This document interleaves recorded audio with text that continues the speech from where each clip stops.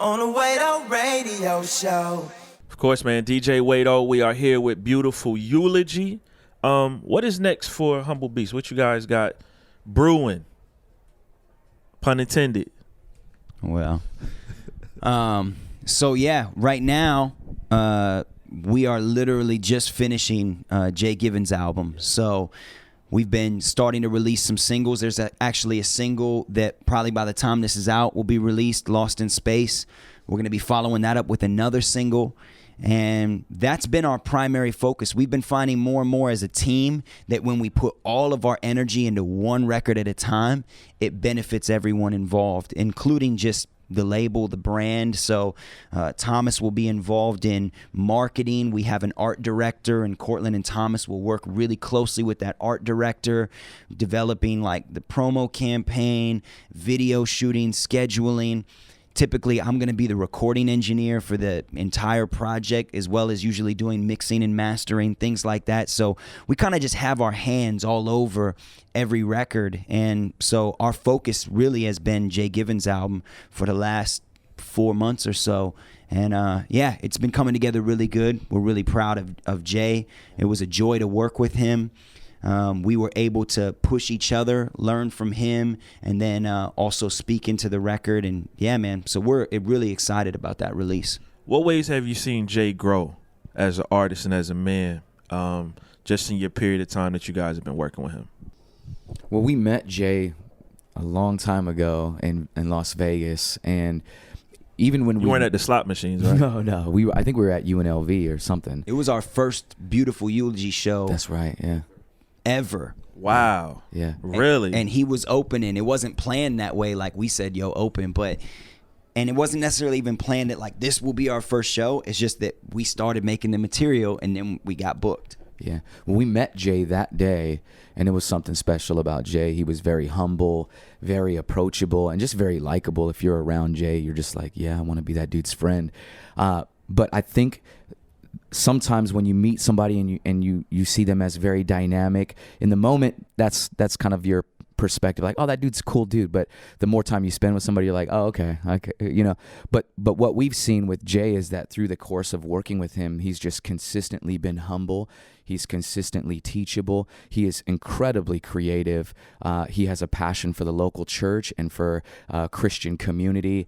I think I've seen him grow in identifying what he wants to do and then thinking conceptually and then executing it.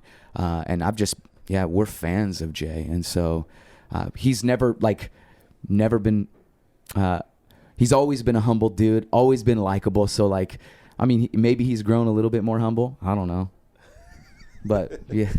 Yeah. Well, I mean, working with him on his album, I just remember being in the studio, it was never awkward making a suggestion. It was never awkward saying you should change this or you could say this better. It was welcomed. And you would think that that's always the case, but there's times where it could feel awkward to like try and spur someone, but it was like Jay welcomed that. He's like, critique me, give me feedback, tell me what you're thinking, and then responding to that and actually being excited about figuring out how to do it better, how to say it better, how to make it more clear, you know, or if it's like, I think that line might confuse some people. Oh, well, how can we do this in a way that's not confusing? And so just like a submissiveness to the corporate input, you know, that we put into it. And that showed me another layer of like, okay, humility is not just his personality, but is actually a posture of his heart, you know, because you can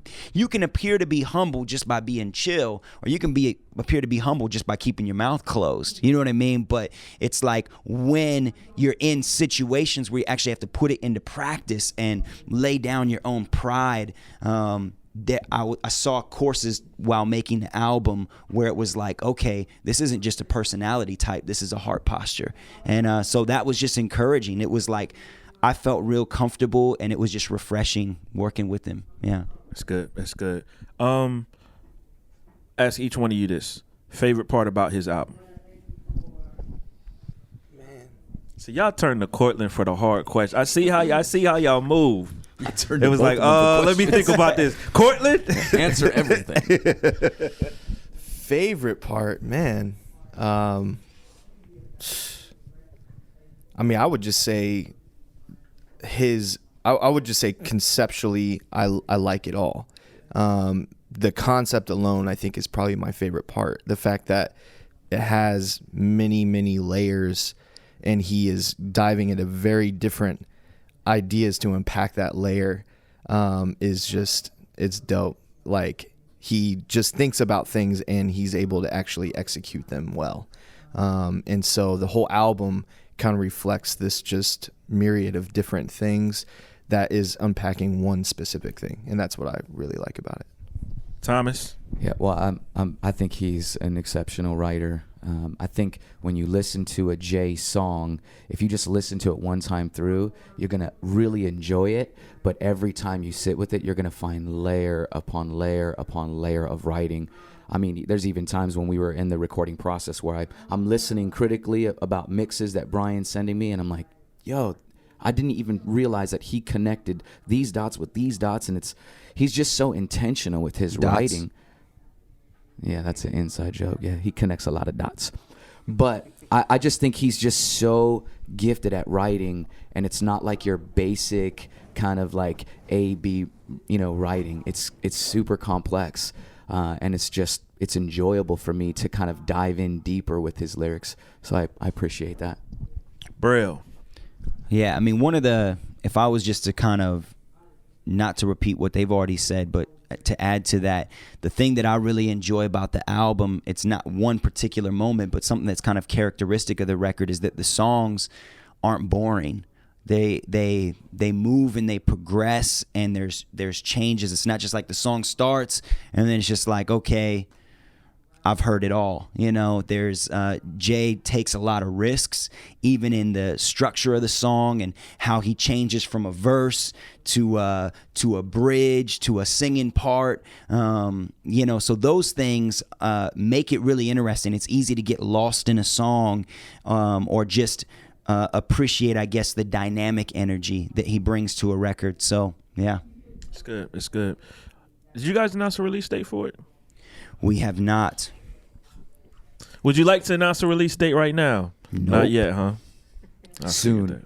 We always, I'll tell you this, sometimes when we're like saying no and people are like, why you guys trying to keep things a secret so long? It's like, man, we just try not to put our foots in our mouths. You know what I'm saying? Like, we literally work down to the wire. Our model, like, we can't really finish a record and then just sit on it and like spend 3 months. Nah, man, we finished that record. We need to get this out, So they're just based on some of the constraints, even things we talked about in the video. So, but I mean, we're gonna go to the studio, a studio in Chicago today, to Alert Studio. And we're gonna try and touch up one of the records because we listen together and we'll be like, I think this song could be better. And so we will, down to the last minute, do everything we can to present the best final product possible. And because we're doing that, we always hesitate. Because if it's going to make it 2 weeks late, but it'll be better, then we'll be 2 weeks late, And we ain't set a release date yet, so we cool, Once we set the release date, then it's like, okay, we can't really back out, So, yeah, man, we work on it till the wire until everyone involved is as happy as we can be. So, yeah. Last question. I know you guys have always been able to give your music away for free.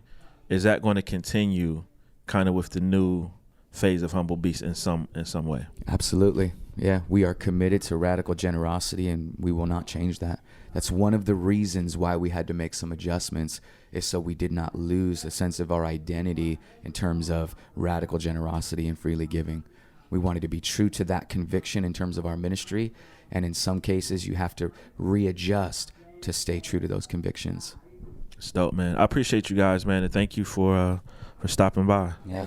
Bro gave me that left hand. Bro, I got the mic in this, yo. You're not ambidextrous with the mic? Nah, bro, I could have been. You used to be. The old Braille was. Bro, The old Braille was ambidextrous. the old Braille wasn't. That's not an old. We constantly refer to that as boom bap Braille. Boom bap Braille. There you go. The old Braille wasn't old Braille. That was young Braille. It was young Braille? Yeah, now I'm old Braille in a different sense of the word. I got you. I ain't got energy to all be trying to be all.